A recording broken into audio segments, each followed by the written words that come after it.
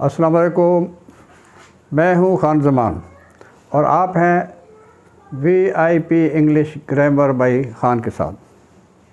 Dear viewers, today is our lecture number 10. It is about the prepositions.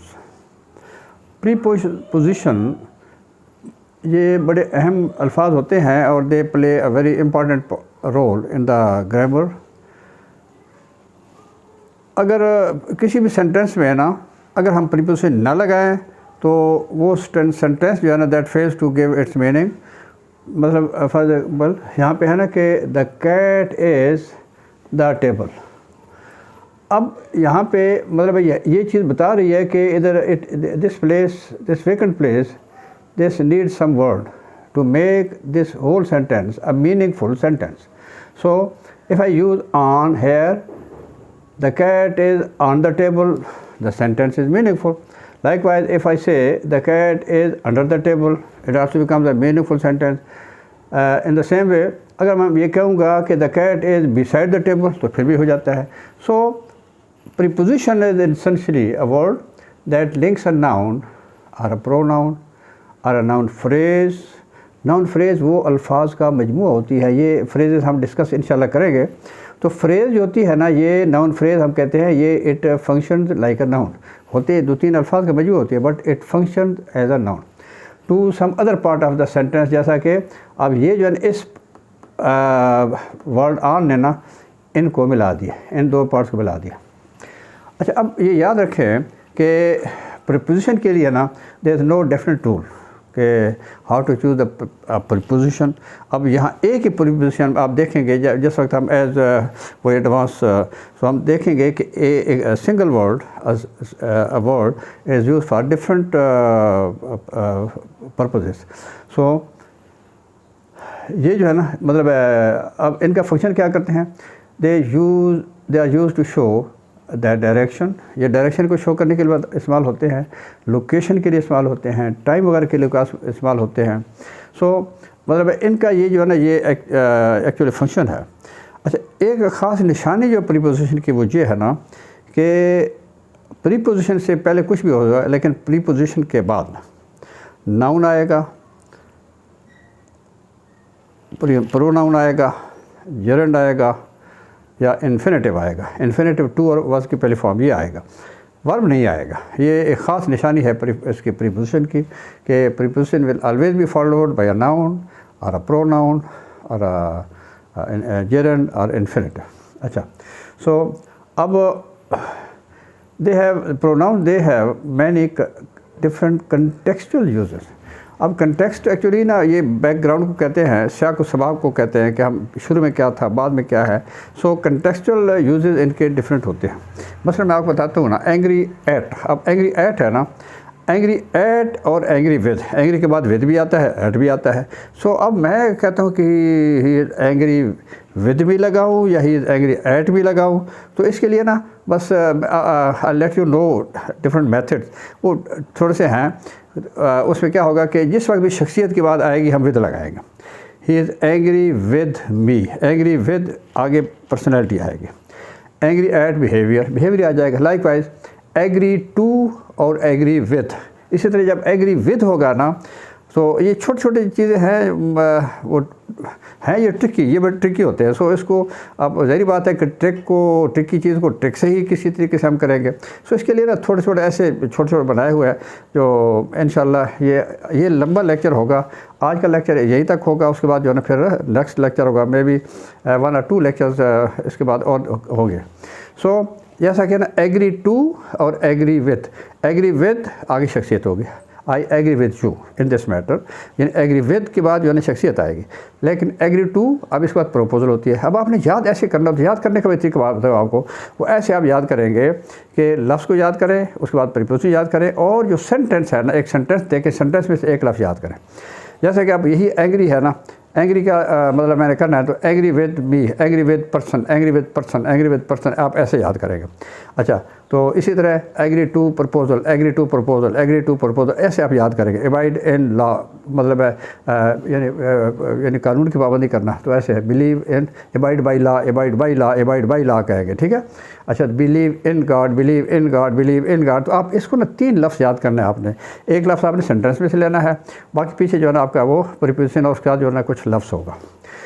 सो अब preposition की जो types होती है ना, यहाँ पे यानी प्रीपोजिशन ऑफ टाइम होते हैं, preposition of place and direction होती है। अच्छा, इसके बाद जो है ना फ्रेजल प्रीपोजिशन होते हैं, फिर पार्टिसिपल प्रीपोजिशन होते हैं। अब ये जो प्रीपोजिशन ऑफ टाइम है ना, they show relationship of noun to other part of sentence, यानी ये वो प्रीपोजिशन होते हैं जो टाइम के मतलब रिगार्डिंग टाइम जो है ये उसको बताते हैं। जैसा कि एगो हो गया, बिफोर हो गया, टिल हो गया, अनटिल हो गया, बाय हो गया, एन हो गया, यानी ये टाइम है। मतलब wait here till I return, तो आप यहाँ पे ना वो टाइम का बता रहा है कि भाई आपने you have to wait here, आपने ठहरना है टिल आई रिटर्न, जब तक कि मैं वापस ना हो जाऊँ, मेरे वापस आने तक आपने ठहरना, यानी ये टाइम के बारे में बताते हैं। अच्छा, he went to Lahore 2 days एगो आ गया। अब यहाँ पे ना ये पॉइंट बता रहा है कि आपने कैसे मतलब वहाँ पे किस वक्त चला गया, तो 2 दिन पहले चला गया था। इसी तरह second one is the preposition of place and direction, तो they are showing relationship between noun to the other parts of a sentence. अब क्या होता है, ये उसकी लोकेशन या डायरेक्शन के बारे में होता है कि आप कहाँ से किस हैं। अच्छा, अब देखें ना, ये टू हो गया या टूवर्ड्स वगैरह हो गया, ये इसमें आते हैं। मसलन आप you are sitting at Heathrow airport, आप उधर हीथ्रो पे हैं, सो उधर आप बैठे हुए हैं। अब आपको नहीं पता कि आपकी डायरेक्शन किधर है, वेस्ट को है, साउथ को है, या मतलब ईस्ट को है, किस तरह है। समबडी आस्क यू कि वेयर आर यू गोइंग भाई, तो अब आप क्या कहेंगे, आई एम गोइंग टू, अब आप टू लगाएंगे। अच्छा, अब I am going to Lahore या गोइंग टू कोई भी मुल्क शहर जहाँ पे आप जा रहे हैं वहाँ पे आप नाम ले लेंगे, गोइंग टू। अच्छा, अब उधर से आप उठते हैं, उस वक्त आपके से लेट्स सी के मतलब you are facing at that time towards east की तरफ आप थे, तो आप कहते हैं कि I am going to Lahore. अच्छा, उसके बाद थोड़ी देर के बाद जो है ना आप इधर बैठ जाते हैं, बाहर आके फिर एक और सोफे बैठ जाते हैं। At that time you are facing northward, आप नॉर्थ की तरफ देख रहे हैं। अब आपसे एक और बंदा पूछता है भाई कहाँ जा रहे हो, तो आप क्या I am going to Lahore. Even then उस वक्त भी आप कहेंगे टू, गोइंग टू, ये टू जो है ना ये डायरेक्शन मतलब उसमें बता रहा है, लोकेशन को बता रहा है। अच्छा, अब जैसे ही आपका वो जो है ना एयरक्राफ्ट टेक ऑफ कर लेता है, तो टेक ऑफ करने के बाद एयर ट्रैफिक कंट्रोल उसको वो डायरेक्शन देता है कि भाई मतलब यू आर टू मतलब fly at such and such altitude, direction जो है ना आपकी ये आपने लेनी है।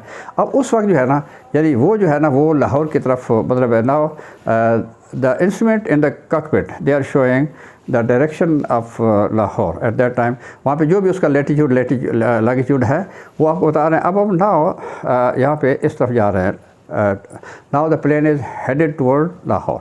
अब ये टू आउट हो जाएगी, जब उसकी डायरेक्शन इधर हो जाती है तो उस वक्त लाहौर उसमें आ जाएगा।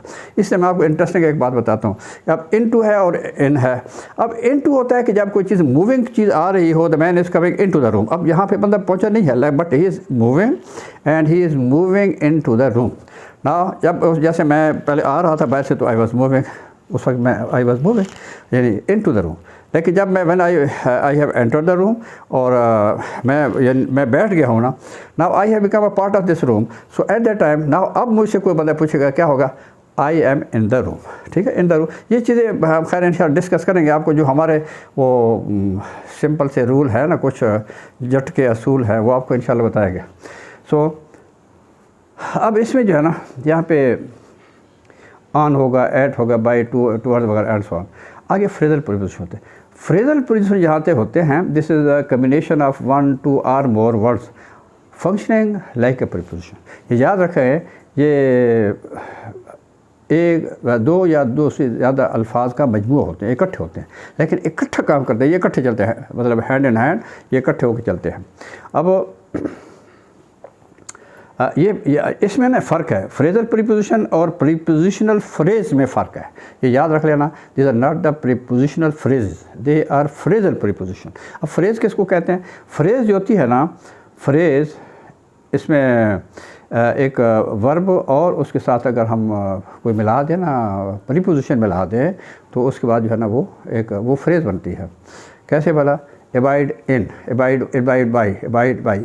अच्छा, इसी तरह आप टेस्ट इन, मतलब टेस्ट, यानी उसके साथ ये वर्ब लगाए और एक के साथ उसका प्रीपोजिशन लगाएंगे तो वो जो होता है ना आपका मतलब है वो एक फ्रेजल वर्ब बन जाता है। अच्छा, टेस्ट मतलब टेस्ट फॉर, टेस्ट वर्ब है ना, टेस्टेड वगैरह होता है, तो उसके बाद फॉर जब आप लगाएंगे अब आप प्रीपोजिशन आ गए। इसके बाद आता है ना next one is participle preposition. Participle preposition में आपका प्रेजेंट पार्टिसिपल आता है। प्रेजेंट पार्टिसिपल यानी ये कौन से होते हैं, ये first form of the verb with addition of ING, इसके साथ आईएनजी वाली फॉर्म होती है फर्स्ट में। लेकिन ये याद रखें करें कि ये एडजेक्टिव का काम करते हैं, ठीक है। अच्छा, जैसा कि कंसर्निंग हो गया, कंसर्न से कंसर्निंग बन गया, पेंडिंग, कंसीडरिंग, यानी considering his status he was awarded a matter, यानी उसके स्टेटस को देखते हुए considering his effort he was awarded a matter. तो अब यहाँ पे ना ये चीज़ें इस तरह इस्तेमाल होती हैं। सो ये थोड़ा सा था इसके बारे में, प्रीपोजिशन के बारे में। प्रीपोजिशन के बारे में इंशाल्लाह ये लेक्चर चलता रहेगा आगे, एक दो further 1 or 2 lecture they will also be on this preposition. So see you again इंशाल्लाह, थैंक यू वेरी मच, अल्लाह हाफिज़।